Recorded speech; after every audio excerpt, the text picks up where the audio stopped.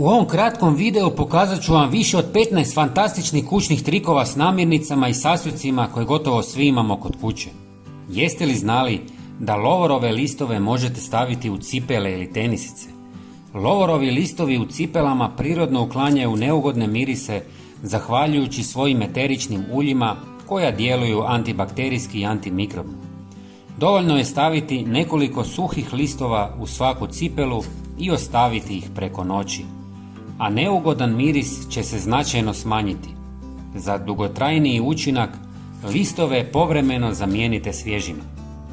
Svi peremo veš, ali jeste li znali da možete staviti lovorov list u perilicu? Stavite 1 ili 2 lovorova lista u čarapu, zavežite i ubacite u perilicu zajedno s rubljem. Lovor će tijekom pranja prirodno neutralizirati neugodne mirise i ostaviti lagani svjež miris na odjeći. Ovo je jednostavan i siguran trik za osvježavanje rublja bez upotrebe kemikalija. Da li jedete češnjak? Osim u kuhinji, možete ga koristiti i na druge načine. Prerežite češnjak i protrljajte ga po okvirima vrata ili pragovima kako biste odbili insekte. Prirodni miris češnjaka djeluje kao repelent i pomaže spriječiti ulazak mrava i drugih štetnika u kuću. Ovaj trik je brz, jeftin i potpuno siguran za djecu i kućne ljubimce. Osim na vrata, češnjak možete narezati na manje komadiće i staviti u vodu na nekoliko dana.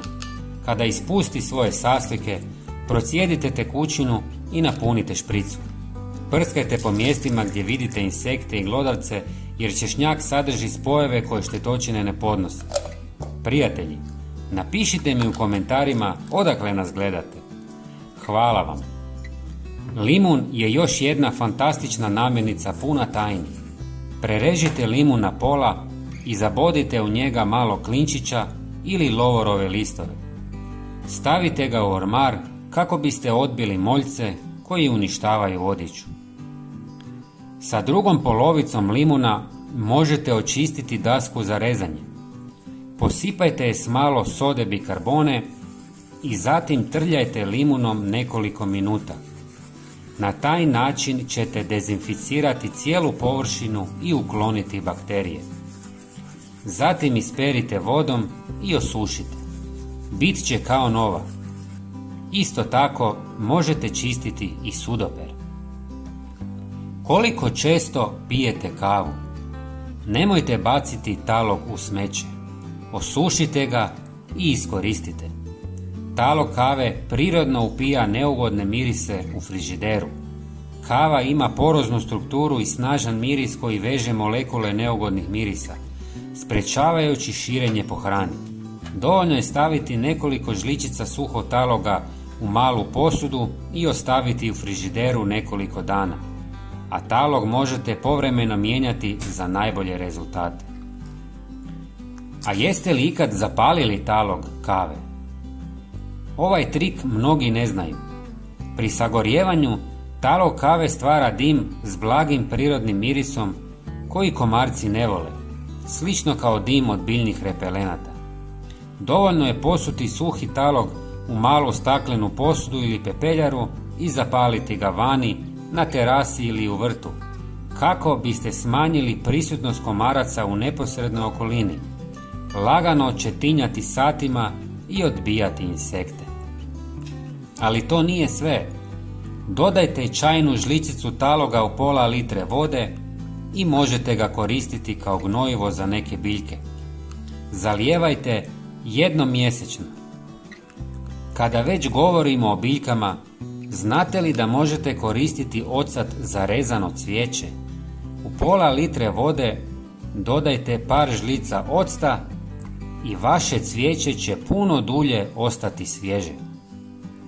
Jeste li ikad miješali ocat i deterdžent za suđe? U manju posudu dodajte oba sastojka, 1 žlicu soli i malo vode. Dobro promiješajte dok ne dobijete kompaktnu smjesu. Ovo ima više namjena. Prva je za pranje posuđa, a druga za čišćenje odvoda. Prije spavanja istresite ovu mješavinu u odvod kako bi eliminirala bakterije i neugodne mirise.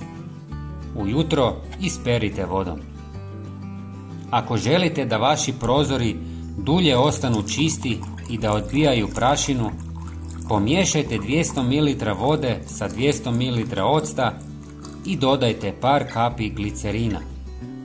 Ocat uklanja masnoću i kamenac, voda razrjeđuje otopinu, a glicerin ostavlja tanak sloj koji sprječava stvaranje vodenih mrlja, otisaka i pomaže prozorima da dulje ostanu čisti. Rastu li vam korovi u dvorištu i kvare izgled okućnice? Napunite špricu s octom i pošpricajte korov po najsunčanijim vremenima. Za par dana će se potpuno osušiti. Ocat je najbolji prirodni herbicid. Ako imate plijesni na zidovima, pošpricajte ih octom. Bijeli destilirani ocat je blago kiseo i može ubiti 80 do 90% vrsta plijesni sa neporoznim površinama poput pločica, stakla, zidova ili metala. Ulite nerazređeni ocat u sprej, poprskajte zahvaćena mjesta, ostavite 1 sat i zatim obrišite čistom krpom. A možete ga pomiješati i sa vodom. Vlaga uzrokuje plijesan, a jeste li znali da sol upija vlagu i tako sprječava plijesan? Napunite posudu sa soli i stavite je u prostorije gdje primijetite vlagu. Možete dodati i par lovorovih listova koji istovremeno odbijaju insekte. Jeste li znali da možete rastopiti šibice u vodi? Uzmite par šibica i ostavite ih 10 minuta u vodi da se vrhovi rastope. U tim vrhovima nalaze se elementi poput sumpora, fosfora i magnezija koji su važni za rast biljaka. Smjesa djeluje kao prirodna podrška biljkama, jača korijenje i stvara otpornost na napade štetnika. Nakon vađenja dobit ćete hranjiv rastvor spreman za korištenje. Jeste li ikad miješali pastu za zube i sodu bikarbonu? U malu posudu dodajte malo vode i par centimetara paste za zube. Dobro promiješajte da dobijete kompaktnu tekućinu, a zatim dodajte malo sode bikarbone i sve dobro promiješajte. Ovom mješavinom možete čistiti srebro i vratiti mu sjaj. Namažite mješavinu po srebru i ostavite 10 minuta.